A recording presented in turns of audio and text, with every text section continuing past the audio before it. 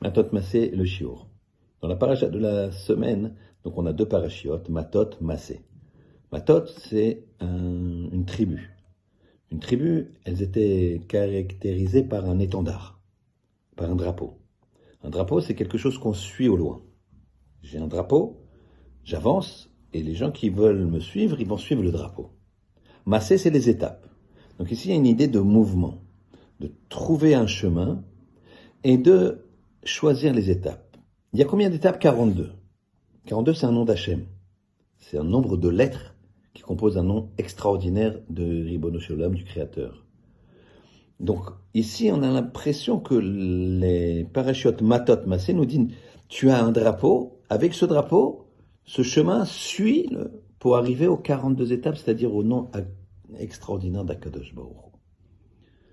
Alors, quand on regarde ces étapes, on s'aperçoit que l'étape de Matan Torah, du Har Sinaï, n'est pas indiquée. Pourtant, s'il y en avait bien une qui était la plus importante, c'était l'étape qui a aidé au don de la Torah, qui a amené le don de la Torah. Alors, nos maîtres répondent, la Torah, elle était présente tout le temps. Il n'y a pas besoin de mettre au moment du don de la Torah. Chaque étape, c'était une étape qui était imprégnée de Torah. C'est pour ça qu'il n'y avait pas une étape où, voilà, ici c'est la Torah, les autres c'est autre chose. Non.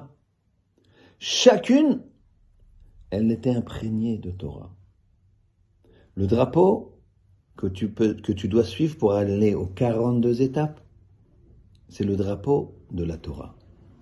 Tu peux suivre un autre drapeau pour découvrir Hachem, en regardant la nature, en regardant le corps humain, en regardant comment les yeux fonctionnent, le cœur, en regardant la génétique. Tout ça, ça te rapproche d'Hachem. Mais, comme dit le psaume, Torah d'Hachem temima. La Torah d'Hachem, elle est droite, directe dans ton cœur. C'est pour ça que dans les étapes, c'est pas qu'il n'y a pas la Torah, c'est pas qu'il n'y a pas l'étape de la Torah. Dans toutes les étapes, il y a la Torah. Sachez que, avec la Torah, on peut appliquer ce que dit le Shulchan Aruch, le code de loi, qui nous dit dès le premier chapitre, premier code, Shiviti Hashem lenigni tamid, je place Hashem tout le temps devant moi. Comment placer Hashem tout le temps devant soi? Eh bien, en étudiant la Torah. Quand on étudie la Torah, c'est comme ça que Akadosh Baruch Hu a voulu le monde. Il a regardé dans la Torah existait avant. Il a regardé dans la Torah, il a créé le monde. Donc le monde, c'est Torah. Les étapes, c'est Torah.